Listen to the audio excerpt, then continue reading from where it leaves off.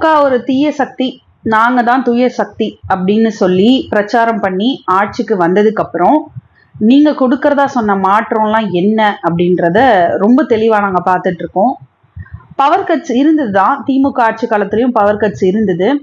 ஆனா அதை நீங்க அதிகரிச்சிருக்கீங்க. நீங்க வந்ததுக்கு அப்புறம் நீங்க வந்து 100 யூனிட்ல இருந்து 200 யூனிட் ஃப்ரீ, அதுவும் 500 யூனிட்குள்ள யூஸ் பண்றவங்களுக்கு தான் ஃப்ரீ, எல்லாருக்கும்லாம் கிடையாது. மாசம் மாசம் ஃப்ரீன்னு சொன்னது 2 மந்த்ஸ்க்கு ஒன்ஸ் ஃப்ரீ, அந்த மாதிரி எல்லாம் மாற்றத்தை கொடுத்துருக்கீங்க. அந்த மாற்றத்தோட விளைவா நீங்க அதிகமா பவர் கட்ஸையும் இன்க்ரீஸ் பண்ணிருக்கீங்க. முன்னெல்லாம் கொஞ்ச நேரம் பவர் கட் ஆகும், அடிக்கடி பவர் கட் ஆகும்ன்ற பிரச்சனை போய் இப்ப சிட்டிஸ்லயே, அதாவது வில்லேஜஸ்ல ரொம்ப பவர் கட்ஸ் இருந்தது, இல்லைன்னு நான் முட்டு கொடுக்க மாட்டேன். ஆனா இப்ப சிட்டிஸ்லயே ரொம்ப நேரம் பவர் கட் ஆகுறது, ரொம்ப ஃப்ரீக்வெண்டா பவர் கட் ஆகுறது, லாங் டியூரேஷன்ல பவர் கட் ஆகுறது, இந்த மாதிரியான சூப்பரான மாற்றத்தை இந்த தூய சக்தி கொடுத்துருக்கு. அப்புறம் ஒயின் ஷாப்ஸ்ல 10 ரூபாய் பாட்டிலுக்கு வாங்குறாங்க அப்படின்னு பாட்டெல்லாம் பாடினீங்க ஓட்டு வாங்குறதுக்காக. இப்ப அதுலயும் நீங்க மாற்றத்தை கொடுத்துருக்கீங்க, 20 ரூபா வாங்குறீங்க, இதெல்லாம் நியூஸ்ல வருது. ஓகே, நியூஸ் சேனல்ஸ்ல திமுக ஆட்சியில ஒரு மீடியா சுதந்திரம் இருந்ததை நான் ஃபீல் பண்றேன். நான் திமுக அப்படின்றதுனால நான் சொல்லல, என்ன நடந்தாலும் அதை வந்து மீடியால நியூஸ் சேனல்ஸ்ல சொன்னாங்க.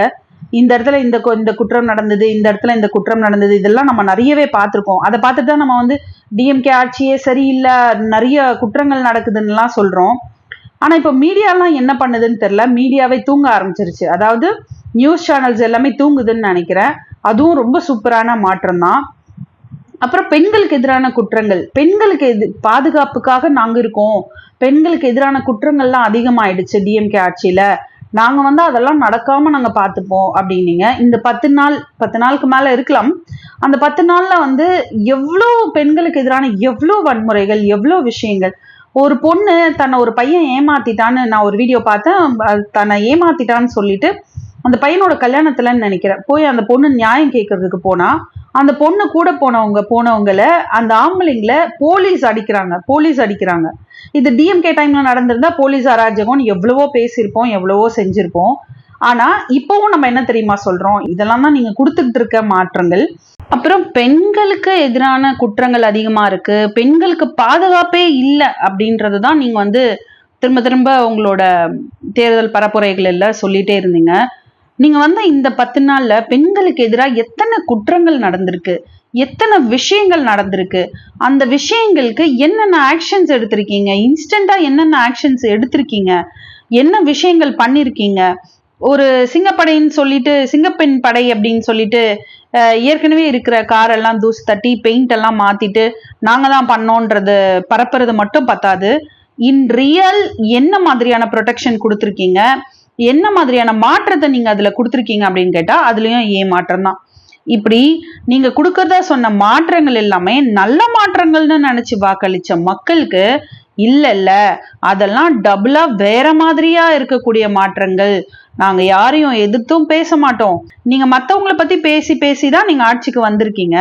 ஆனா ஆட்சிக்கு வந்ததுக்கு அப்புறம் அதை விட நான் இன்னுமே சூப்பரான மாற்றத்தை கொடுப்பேன்னு சொல்லிட்டு அதை விட ரொம்ப கொடுமையான ஒரு மாற்றத்தை நீங்க கொடுத்துருக்கீங்க அப்படின்றது தான் உண்மை. இதுக்கான தீர்வு எப்ப கிடைக்கும், எப்ப நீங்க சொன்ன அந்த ரியலான மாற்றம் கிடைக்கும். பொய்யான பிரச்சாரங்களை நீங்க சோசியல் மீடியால ஸ்ப்ரெட் பண்ணிட்டு இருக்கீங்க. இதை சாதிச்சுட்டாங்க, அதை சாதிச்சுட்டாங்க, இதை பண்ணிட்டாங்க, அதை பண்ணிட்டாங்க. அதோட ப்ரொசீஜர் என்ன, ஒரு விஷயம் பண்ணணும்னா அதுக்கு ஜிஓ பாஸ் ஆகணும், டெண்டர் விடணும், இது எல்லாம் தாண்டி ஒரே நாள்ல சாதனை பொய் பிரச்சாரம் மட்டும்தான் நீங்க பண்ணிட்டு இருக்கீங்க. ஆனா உண்மையான விஷயங்கள்ல என்ன மாற்றங்கள் வரணும்ன்றதை தாண்டி நீங்க ஆப்போசிட்டான மாற்றங்களை தான் கொடுத்துட்டு இருக்கீங்க. இத மக்களும் கேள்வி கேட்க ஆரம்பிச்சிருக்காங்க. ஆனா கேள்வி கேட்கறதுக்கும் நீங்க அதை பத்தி ஒரு இதாவே கண்டுக்கிறதே இல்லை. எவன் என்ன வேணா பேசிட்டு போ, என்ன வேணா கேட்டு போ, ஓட்டு போட்டுட்ட, நாங்க அதிகாரத்துக்கு வந்துட்டோம், அவ்வளவுதான், இதுக்கப்புறம் நீ கேள்வி எல்லாம் கேட்கவே கூடாது அப்படிங்கிற மாதிரி பண்றீங்க. கேள்வி கேட்கறவங்களையும் நீங்க வேற மாதிரி அபியூஸ் பண்றீங்க. நீங்களும் உங்க சோசியல் மீடியாலையும் நீங்க அப்படி ஒரு பெரிய மாற்றத்தை கொடுக்குற மாதிரி ஒரு ஃபேக் நியூஸஸை மட்டும் ஸ்ப்ரெட் பண்ணிட்டு இருக்கீங்க. இதுதான் நீங்க கொடுக்க வந்த மாற்றமா?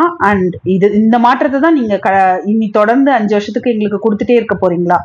அதையாவது கொஞ்சம் கிளாரிஃபை பண்ணீங்கன்னா நல்லா இருக்கும். தமிழக மக்கள் வந்து ரொம்ப தெளிவாதான் இருப்பாங்களே தவிர்த்து இது அயோத்தி மாதிரி ஆக்கலாமே, இதுல என்ன தவறுன்னு கேக்குறாருன்னா அப்ப அவர் எந்த அளவு இவருக்கு அறிவு இருக்கு நயினார் நாகேந்திரன் அவர்களுக்குன்னு இதுலயே மக்கள் தெளிவா புரிஞ்சிருப்பாங்க.